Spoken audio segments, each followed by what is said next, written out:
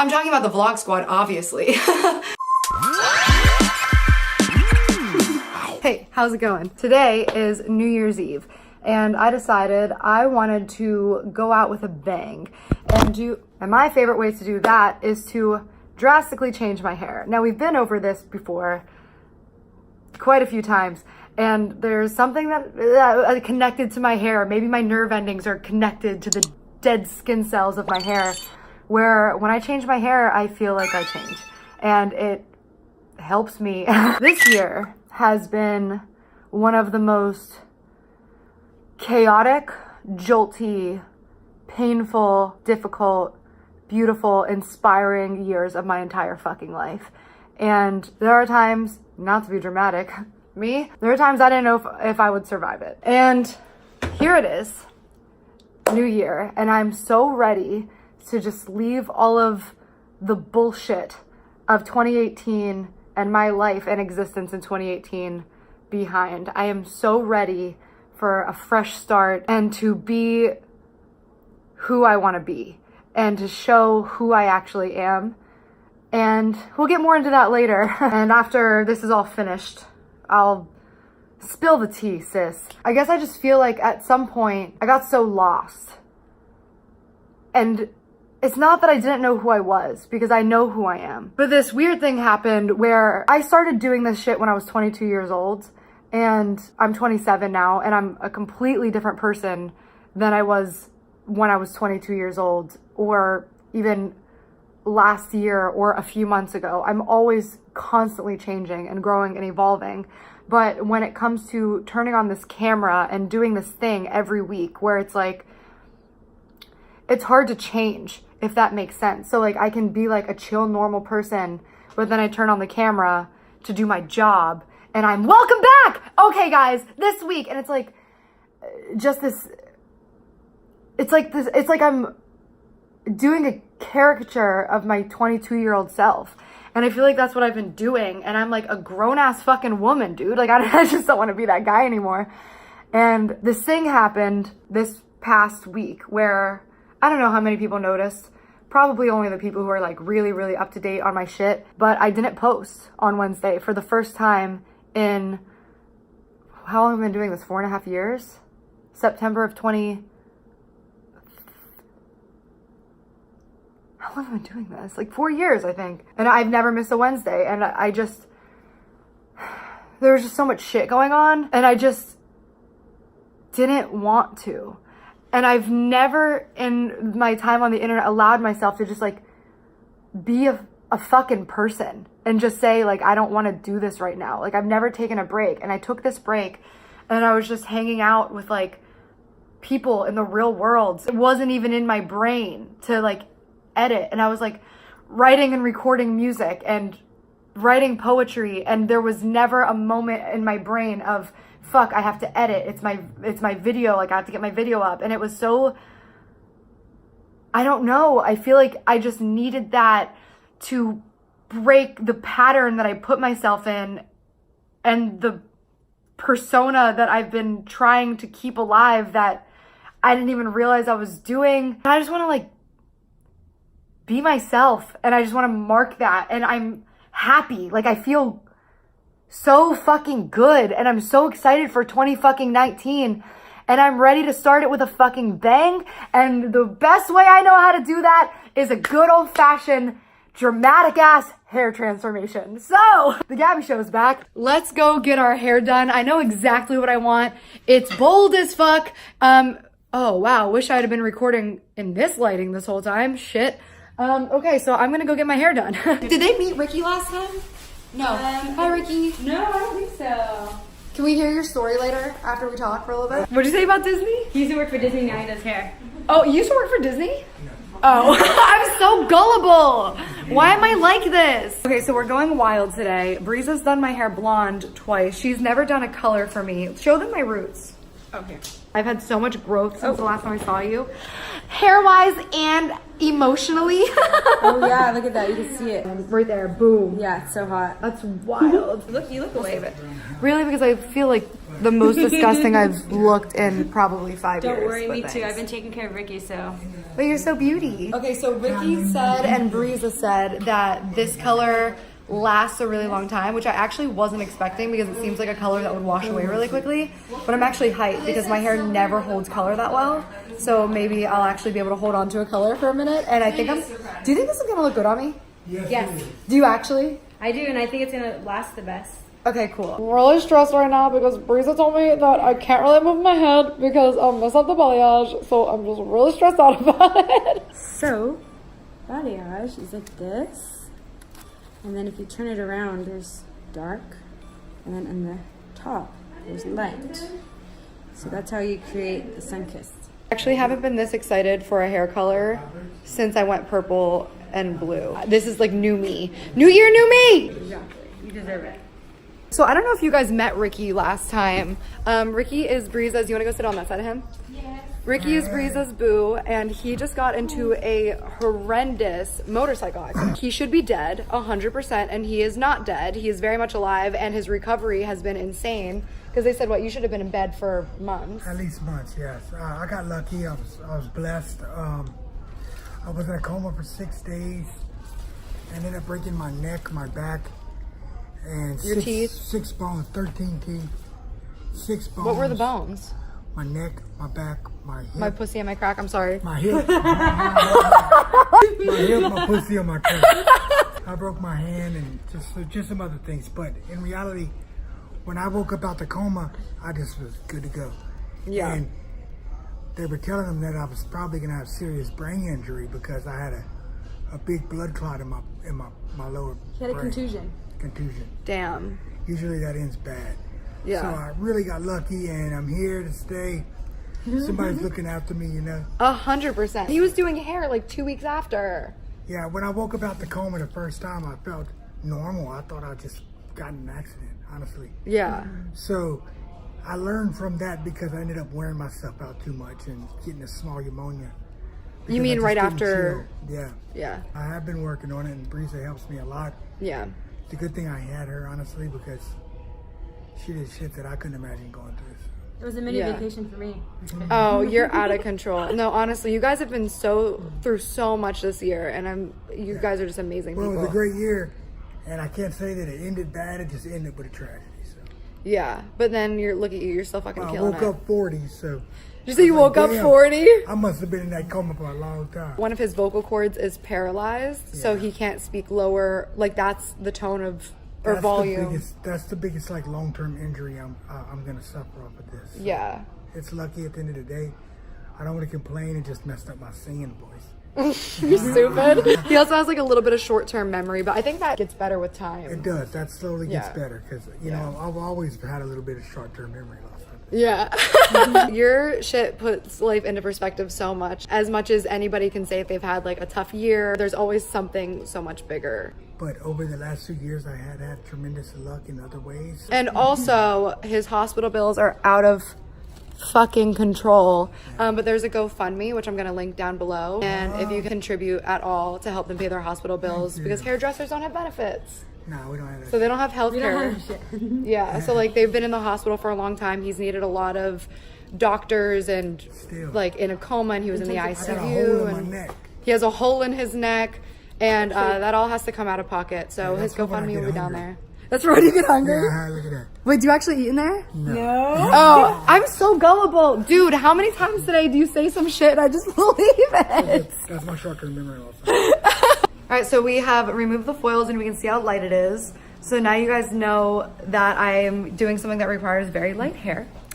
And I actually have a reason for this color, and I'll explain it when it's over. But So they have no clue what color you're doing. no, but I know, we know. Like this wasn't me coming and being like, I don't know what I'm gonna do. I know what color we're doing. Thank God. I feel like every time I get my hair done, we bleach it, and then it looks so cute blonde. And I'm like, okay, I'll just be blonde for a little bit longer. I've been blonde for so long, and like I can always be blonde again. So have fun. Blonde sucks. Is it blonde? You're blonde. Ricky's literally blonde. We're grabbing coffee because it's 5 p.m. So of course we are. And this is just my foil to protect me from the aliens. The only one. We only need one foil. Just one.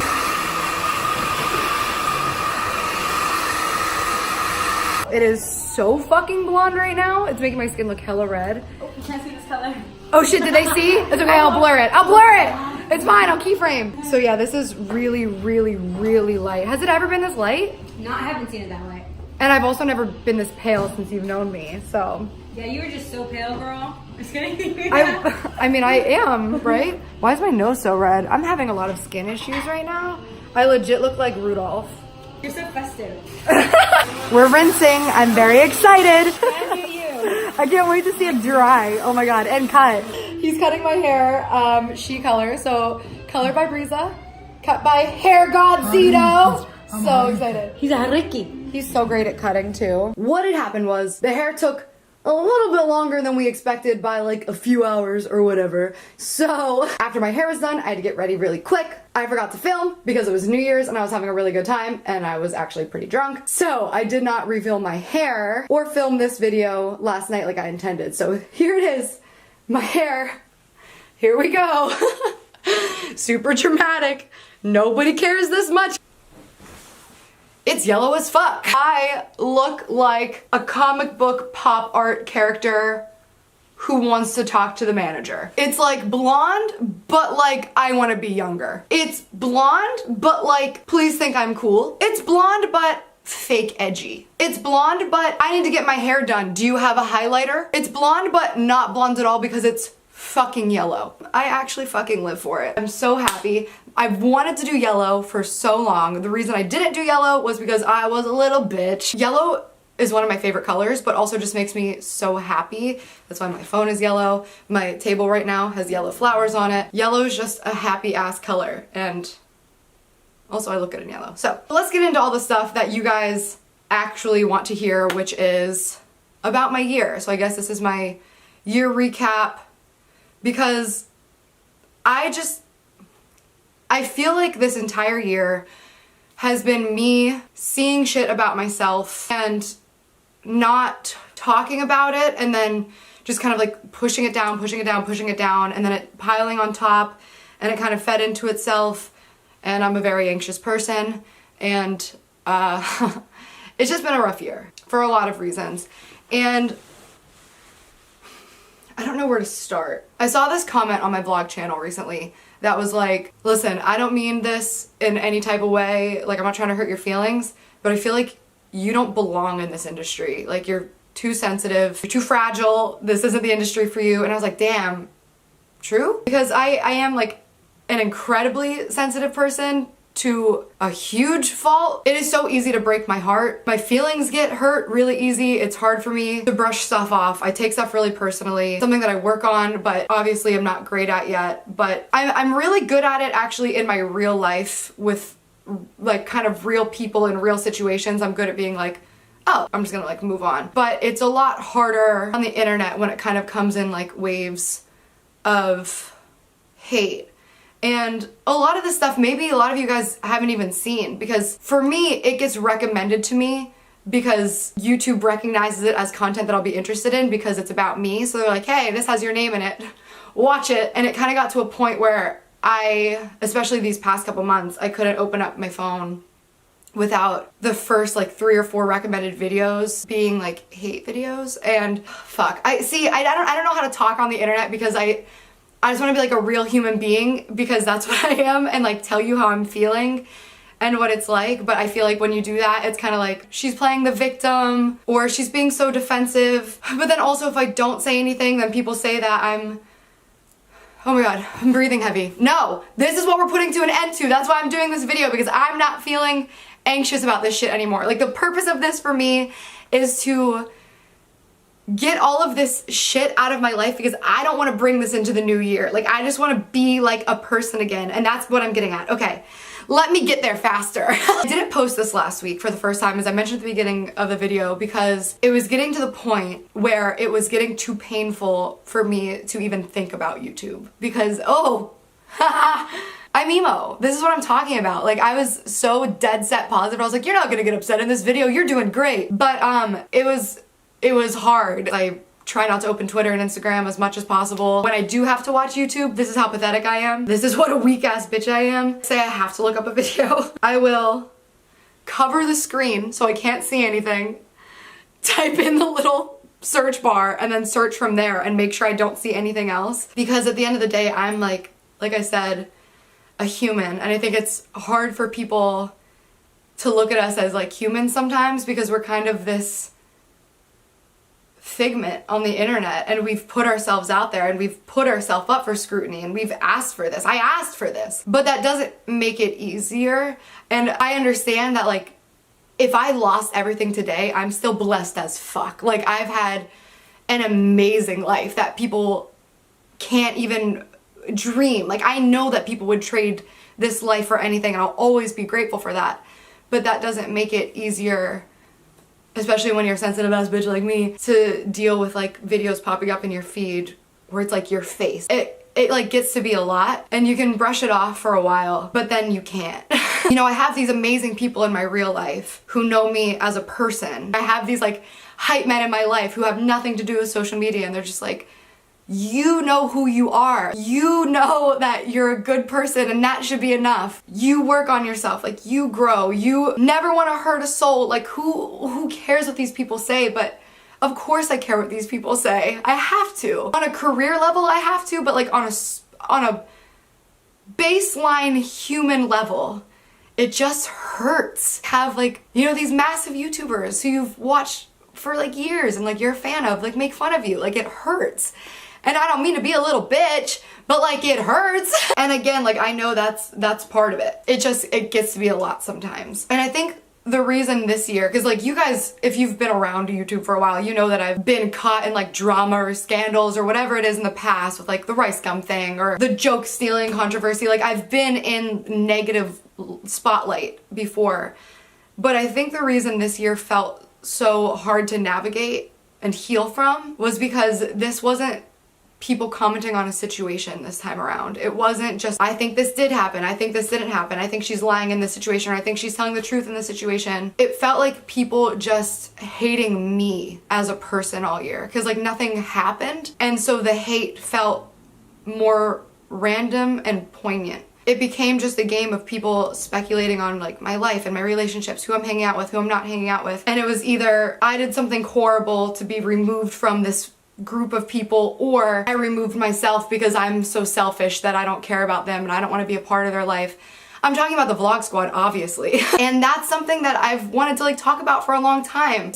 I've started living my life in a way where it was like, I can't do or say anything without immediately a list of things in my brain going, but this could go wrong, this could go wrong, this could, and everything could just go wrong. And you have these people in the industry being like, just ignore it, just ignore it. So let's just like get the Vlog Squad stuff out of the way.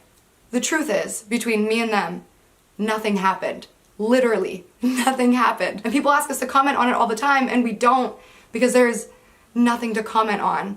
And people just wanted a conspiracy so bad, and they're making these videos about, on this night, this person Snapchatted this, and this person tweeted this, so this must mean this, and she did this, and she tried to break them up, and she must have tried to blah, blah. It was so many conspiracies that just didn't make sense. And it was just, everybody wanted an answer of what happened, and we never answered because, like I said, nothing happened. Like, we're all cool. Like, there's not a single person in this entire fucking world, especially the internet, the YouTube community, who I have hate for or have a problem with. Well, maybe Roy's come, I don't know, we haven't talked. But I don't have a problem with any of these people. I love and support all of these people. I still talk to these people. They talk to me. And as far as I know, nobody has a problem with me either. And if they do, I don't know about it. Like, sometimes, and I know that this, for some reason, people look at internet people as TV show characters, which I guess makes sense because you're like watching us in place of TV, but you look at like people who don't hang out anymore and you assume, oh, it must be because something horrible happened. But in real life, do you still talk to all your best friends from middle school, high school, college, adulthood, wherever you are? Do you talk to everybody you were ever close with? Or did you have a best friend in 5th grade and then you went home for the summer and you came back in 6th grade and maybe you hung out with different people because your interests change a little bit, or your schedules aren't quite the same, or anything, really. I've spent my entire year therapy, the gym, or studio sessions, or working on YouTube videos in what would be considered my spare time. I had so much work to do on myself this year. And it sucks that I have to like explain that. Like, I hate that it had to turn into drama, and then no matter what the move was, like, if we didn't talk about each other, it was they're not talking about each other because something happened. But then if I mentioned David in like an interview or a podcast casually because I was asked about it, it was somehow taken out of context and twisted into like I'm talking shit about David, and now I have to like go online and be like, no, I'm not talking shit about David. I've always supported David. I've always thought that he was a talented, creative, funny person. That's why I started hanging out with him in the first place. I've always believed in him. And then it's like, oh, she doesn't comment on his posts because they have problems. But then if I comment on his posts, then it's, wow, look at her trying to be friends with the vlog squad again. Like, she's so desperate. And it's like, I can't win. David knows I support and respect the fuck out of him forever. And if he ever needs anything, I'm here. He knows that. Liza knows the exact same thing. And we talk a lot. We just don't film together. And I just want you guys to like understand, and I think that like you do, but sometimes it's hard to remember, because I remember before I was in this world that it was hard for me to like really get a grasp on. But just because you're not seeing it on camera doesn't mean it's not there. Just because I'm not filming videos with people, just because I'm not going to parties, just because people do different things with their lives, doesn't mean that something horrible happened. And it was also like everything I said was being taken out of context. Like, if I was talking about how much I loved one of my friends, like say I'm talking about Taylor and I'm just like, I just love her so much, I just know that like she's always there for me and she's like never using me, and I'm just I'm complimenting my friend, and all I'm doing is talking about how much I love my friend, and people would take that and now it's shade, and I'm saying this because I'm shading the vlog squad. And like, no, you can compliment somebody without insulting somebody else. Call my friend pretty, that doesn't mean that I'm saying somebody else I used to hang out with isn't. It's just that this is a thing that I really like about this person and I really enjoy this person. And then I see videos in my feed about how I shaded these people, and now it's more videos and comments about how I'm a snake, and I just, dude, it was a lot. That's all I have to say about that, because there's really nothing else to say. And I hope that doesn't get taken anyway. Like, my head's already doing like a million things where that can go. David actually just sent me a video the other day of him answering it, and I asked him not to post it because I already saw it. I was like, well, if you say that, then people might say that, and that's why like this year's just been like tough, because it's been like just constant breaking down of every single move that I make, and I started questioning every single move I made, and then I stopped living. And then little things that shouldn't matter but like still hurt my feelings because I'm a human being, like people tagging me in videos or pictures of my ex-boyfriend and making compilations of us together from my vlogs, and people commenting on it being like, oh my god, she's so desperate and pathetic, like you can tell she's so in love with him and he would never want anything to do with her, she's flirting with him so hard, it's so cringy, he would never date her. And it's like, well, we were in a relationship for the better part of a year, and that's why he was in 100 of my vlogs where you just pulled these clips and these screenshots. So like, do you really think that you would have all of this content of him and I just hanging out together if he was so uncomfortable and I was being so cringy and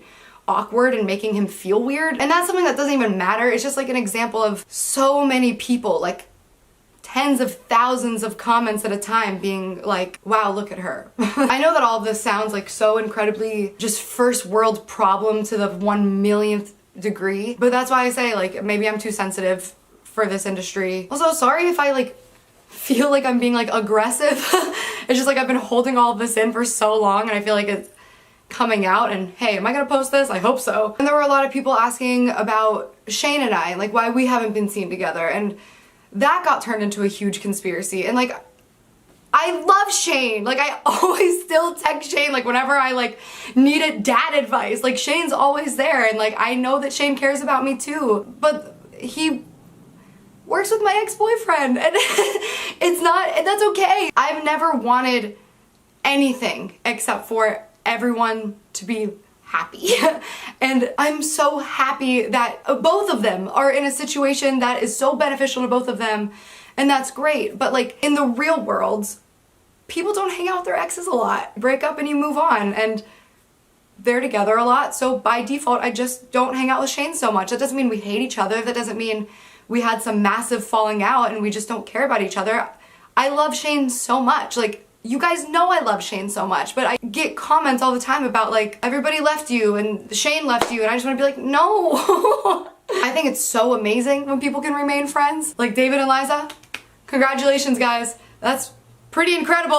But me and him weren't compatible as individuals, and we decided that as adults together that we weren't compatible as individuals, and turns out we're way better off as not a couple. And as far as like Shane and them hanging out with them, there's no line drawn in the sand. There was never any conversation even of, you know, picking sides or something. But I just think it's sort of a natural gravitation when you're spending so much time with somebody that you don't spend time with their ex, and that's fine. That's just like life. It just got to a point, and again, this could 100% be just because I'm a sensitive ass person, but it just felt like each one of these things on their own is like, okay, you can ignore that, it's fine. But then when it's all built up with like, you're a horrible person and that's why everybody in the vlog squad doesn't fuck with you. You're a horrible person and that's the reason Shane doesn't hang out with you.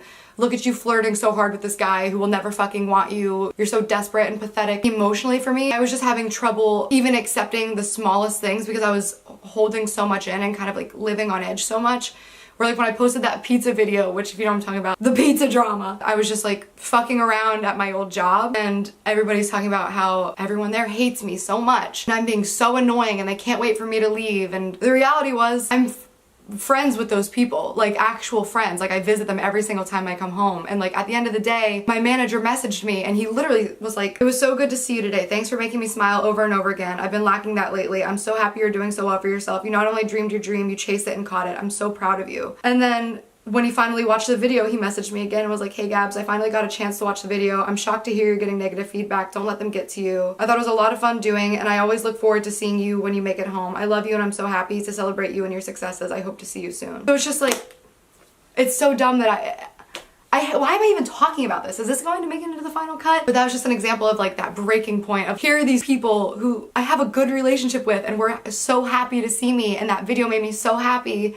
And then all the comments were about how those people hate me so much. And then people commenting on like them and like making fun of them. So this year for me has just been tough for me because I am so sensitive and because I take everything so personally and because I am so concerned with hurting others, and I'm so worried that I did something to hurt others, and I'm so worried about, I just worry too much. And that's the shit that I'm like working on in 2019, is just not letting any of that get to me. Because I think that it really started to like come off in my videos. I think you could sense that. I went like two directions, I feel like, when I was trying to figure out how I was supposed to be on camera.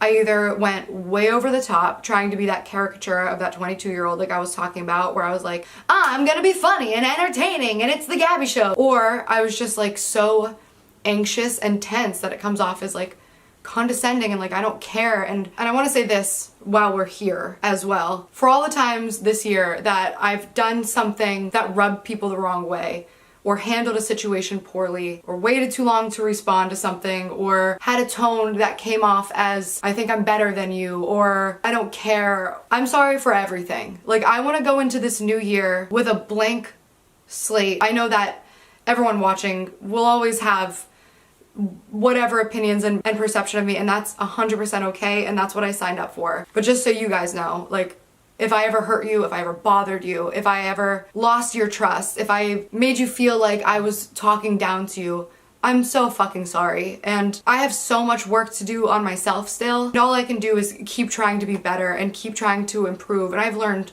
so much, especially this past month. And that's really all I can do, is just learn and apologize. And if I've lost you, I'm so sorry. And if you're still here, thank you. I know I'm not perfect. I'll never be perfect. I try to be perfect, I'll never be perfect. But I'm really doing my fucking best.